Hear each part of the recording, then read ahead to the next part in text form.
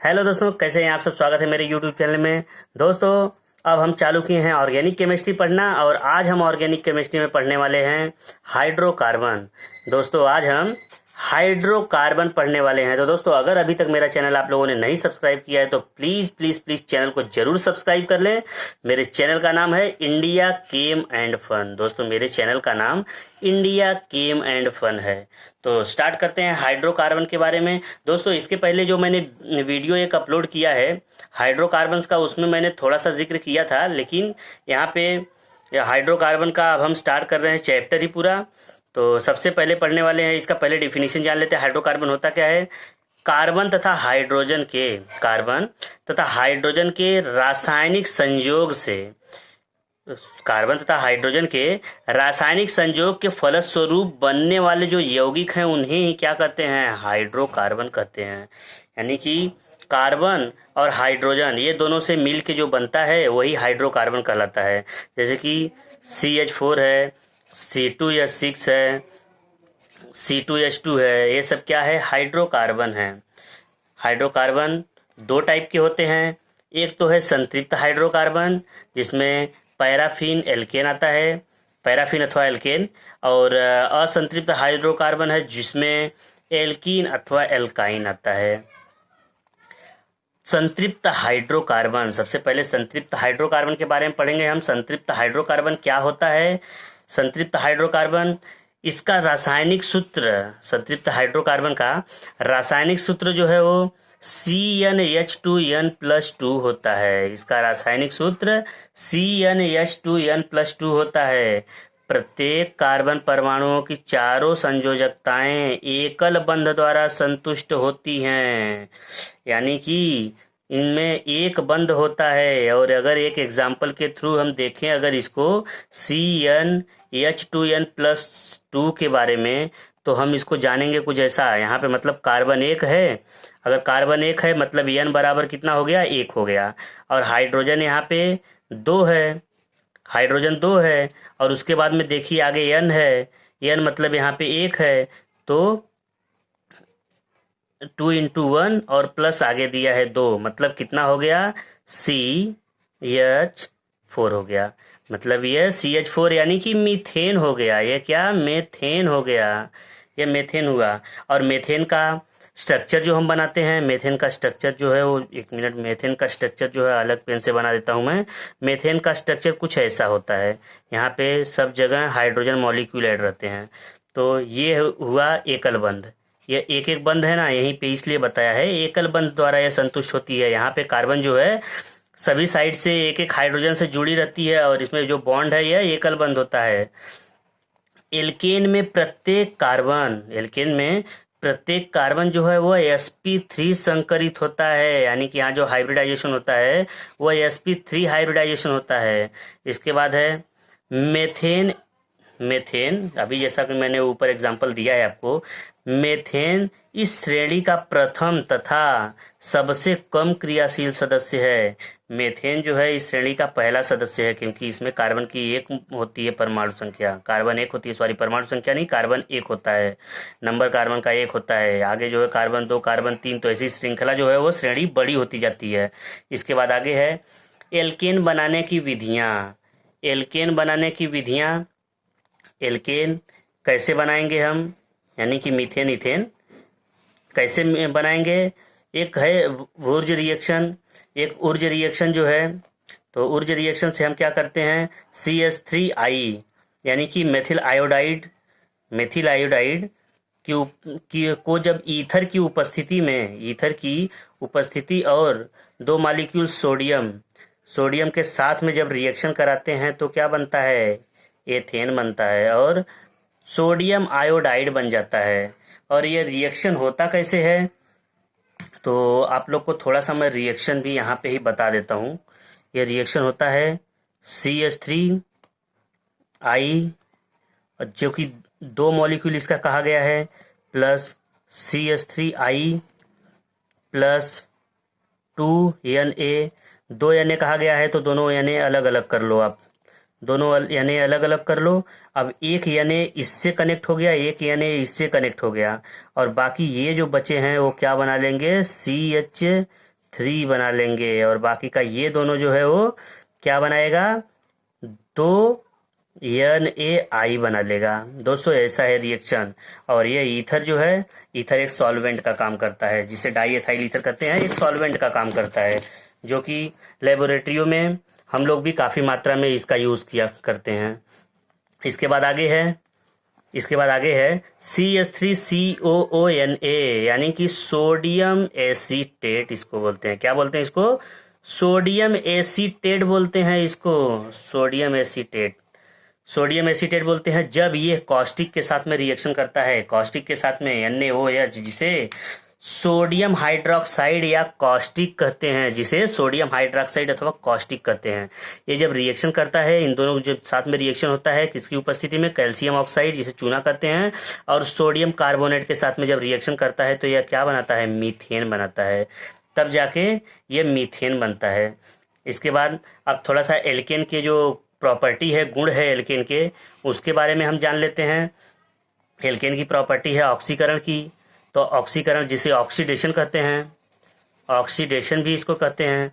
Oxidation कैसा होता है? जब मीथेन का ऑक्सीडेशन होता है, मतलब जब मीथेन का ऑक्सीडेशन होता है, और ऑक्सीडेशन कैसे होता है, हाई टेम्परेचर और प्रेशर पे जब मीथेन का ऑक्सीडेशन होता है तो ये कार्बन ब्लैक यानी कार्बन चूर्ण में बदल जाता है और उसके साथ साथ पानी निकाल देता है, और पानी निकाल देता है। इसके बाद आगे है, जब 2 भाग मीथेन का ऑक्सीजन के साथ में रिएक्शन करता है तो क्या बनाता है, MEOH, जिसे मेथाइल अल्कोहल बोलते हैं। ये अल्कोहल का, एथाइल अल्कोहल का छोटा भाई मिथाइल अल्कोहल बोलते हैं। और जो CU है, ये क्या है, यह एक जो है वो कैटेलिस्ट का काम करता है, कैटेलिस्ट का काम करता है। ये जो है एक कैटेलिस्ट का काम करता है और ये बन जाता है हमारा मिथाइल अल्कोहल। और ये रिएक्शन काम कैसा करती है इसको भी हम बता देते हैं थोड़ा सा। CH4 प्लस CH4, 2 CH4 है और 2 यहाँ पे O है, ठीक है। अब ये जो है, जैसा कि मैंने यहाँ पे आप लोग को बताया था कि ऐसा हाइड्रोजन बॉन्डेड रहता है।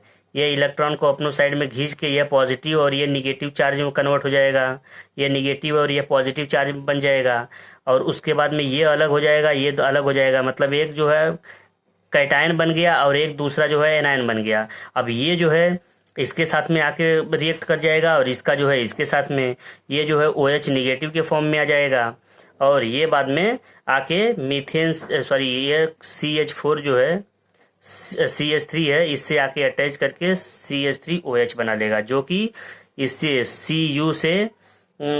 CU की क्रिया के द्वारा, मतलब ये कैटलिस्ट है जो इसको उत्प्रेरित करता है, ये रिएक्शन होने के लिए इसको उत्प्रेरित कर देता है।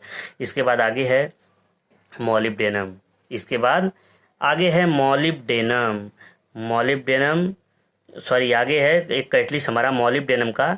मॉलिब्डेनम ऑक्साइड जो कैटलिस्ट का काम करता है, और ये जो है मीथेन का जब ऑक्सीडेशन होता है मॉलिब्डेनम ऑक्साइड के साथ में, तब ये क्या बनाता है, SCHO बनाता है, जिसे फॉर्मल्डिहाइड बोलते हैं। ये फॉर्मल्डिहाइड बना देता है और उसके साथ साथ पानी बन के निकल जाता है, H2O बन के निकल जाता है। इसके बाद है मैग्नीज एसीटेट। मैग्नीज का एसीटेट, ये जो कैटलिस्ट का काम करता है, इसकी उपस्थिति में जब रिएक्शन होती है, यानी कि ऑक्सीडेशन रिएक्शन होती है, तो ये जो RCH3 है, और R की जगह पे हम कुछ भी लिख सकते हैं, जैसे कि CH3 C2H5 ऐसा लिख सकते हैं। ये जब इससे रिएक्शन करता है तो RCOOH है, जिसकी जगह पे अगर हम यहाँ पे CH3 लिख दे तो COOH बोले तो एसिटिक एसिड का फॉर्म में आ जाता है। ये एसिटिक एसिड बन जाता है और पानी भी निकलता है इसके ऑक्सीडेशन से, यानी मीथेन के ऑक्सीडेशन से। इसके बाद आगे है हैलोजनीकरण। इसके बाद आगे जो है हैलोजनीकरण मतलब कि Cl, I, Br ये सब, यह फ्लोरीन मतलब क्लोरीन, फ्लोरीन, ब्रोमीन, आयोडीन, ये सब जो है कोई भी जब आके जुड़ता है इस पे, तो ये जो रिएक्शन होता है उसको हैलोजनीकरण कहते हैं, हैलोजिनेशन कहते हैं। यहाँ पे आप देख सकते हो सबसे पहले CH4 है, CH4 है यानी मीथेन है। मीथेन पे जब क्लोरीन गैस डाली जाती है, जब मीथेन पे क्लोरीन गैस डाली जाती है तो यहाँ से HCl निकल के अलग हो जाता है। HCl निकलता है मतलब एक यहाँ से CH, H और H, यहाँ से एक जो है यहाँ से निकलता है, एक क्लोरीन 2 मॉलिक्यूल है, एक इधर है और एक इधर, तो एक इससे तो कॉम्बिनेशन कर देती है, इससे बंध जाती है, एक इससे बंध के क्या निकालती है, HCl निकाल देती है। लेकिन दूसरा जो ये है ना, ये आके इस पे लग जाती है। जब ये इस पे लगती है तो ये इस फॉर्म में आता है। कैसा फॉर्म में आता है, CH, H और यहाँ पे Cl हो जाता है, इस फॉर्म में आ जाता है। उसके बाद जब दोबारा यह क्लोरीन है ना, 2 क्लोरीन, तो ये 2 क्लोरीन में से एक क्लोरीन इस पे आके इस लग जाती है, तो ये अलग फिर से HCl निकल जाता है और यहाँ पे भी एक Cl आके ऐड हो जाती है। ऐसा Cl एक यहाँ ऐड हो जाती है और ये निकल के HCl के फॉर्म में हो जाता है। तो ये यहाँ पे बन गया CH2Cl2, जिसे MDC कहते हैं, जिसे डाई क्लोरोमीथेन कहते हैं। इंडस्ट्रियों में बहुत ज़्यादा प्रयोग किया जाने वाला यह केमिकल है MDC। इसके बाद फिर से जब MDC में क्लोरीनेशन होता है, तो MDC में जब क्लोरीनेशन होता है तो यहाँ पे भी Cl2 है ना, तो एक Cl यहाँ से निकल के आगे वाले H को अटैक करता है और बना देता है क्या, CHCl3। यही जो हमारा क्या कहलाता है, क्लोरोफॉर्म कहलाता है। दोस्तों यही हमारा क्लोरोफॉर्म है, जो पिक्चर वगैरह में देखे होंगे आपकी रुमाल में लगा के और किसी के मुंह पे टच करा देते हैं लोग तो वो बेहोश हो जाता है। यही वो क्लोरोफॉर्म है जिससे लोग बेहोश होते हैं। लेकिन ऐसा गलत है, इतना ज़्यादा कोई बेहोश होता नहीं है इससे, क्योंकि हम तो डेली इसको सूंघते हैं। इसके आगे है फिर से और एक क्लोरीन, इस पे जब ऐड होती है क्लोरीन, तो यहाँ पे Cl2 है, यहाँ पे हाइड्रोजन एक बचा हुआ है और ये फिर से इसको हाइड्रोजन को ले लेती है और लेने के बाद यहाँ पे एक और Cl ऐड कर देती है, जिससे ये 4 Cl यहाँ पे ऐड हो जाता है और यहाँ पे HCl निकल जाता है। जैसा कि आपने यहाँ देखा 4 हाइड्रोजन था, 4 हाइड्रोजन की जगह पे 4 हाइड्रोजन के जगह पे 4 क्लोरीन आके यहाँ पे ऐड हो गई है और उसके बाद में यहाँ पे कार्बन टेट्राक्लोराइड का फॉर्मेशन हो गया है। जब ये चारों क्लोरीन हो गई है, क्लोरीन अभी मैंने पीछे आपको पढ़ाया था, मोनो डाई ट्राई टेट्रा पेंटा हेक्सा हेप्टा ऐसा होता है, तो यहाँ पे 4 है इसलिए टेट्रा लगा है। कार्बन टेट्राक्लोराइड इसलिए इसको बोलते हैं क्या, कार्बन टेट्राक्लोराइड। मेथेन का दोस्तों इसका प्रयोग जो है, इसका यूज जो है हम जान लेते हैं, इसका यूज कहाँ कहाँ होता है। मीथेन का प्रयोग ईंधन के रूप में, मीथेन का जो प्रयोग है वो ईंधन के रूप में कार्बन ब्लैक बनाने में, जैसा कि कार्बन ब्लैक आपने अभी पीछे बनाया है, तथा अनेक उपयोगी यौगिक जैसे कि मेथाइल अल्कोहल भी आपने पढ़ा है, आपको बताया मैं। एथाइल अल्कोहल जैसा कि CH3OH होता है, वैसे ही मेथाइल अल्कोहल CH3CH2OH होता है, जबकि मेथड सेम है, सेम इसी मेथड से बनेगा जो यहाँ आप लोगों ने पढ़ा है ना। तो यहाँ पे CH4 है, तो CH4 की जगह पे यहाँ पे CH3 ऐड हो जाएगा, तो इससे जो बनेगा वो क्या बनेगा, शराब बनेगा, जिसे एथाइल अल्कोहल कहते हैं। यहाँ पे तो हमने मेथाइल अल्कोहल है ना, तो ये मेथाइल अल्कोहल तो ऑलरेडी यही है, मेथाइल अल्कोहल यही है जो अभी ये देखा आपने ना, मेथाइल अल्कोहल इसको ही बोलते हैं। मेथाइल अल्कोहल बनाने में क्या जाता है, फॉर्मल्डिहाइड तथा मेथिल क्लोराइड। अभी ये मेथाइल क्लोराइड तो हमने नहीं पढ़ा यहाँ पे, लेकिन मेथाइल आयोडाइड हमने शायद कहीं से पढ़ा है, मुझे ध्यान आ रहा है पीछे होगा मेथाइल, हाँ इधर है, इधर देखिए हमने पढ़ा है मेथाइल आयोडाइड का, ये है मेथाइल आयोडाइड यहाँ पे है मेथाइल आयोडाइड। लेकिन हम यहाँ पे क्या है, मेथाइल क्लोराइड बनाने में इसका उपयोग करते हैं।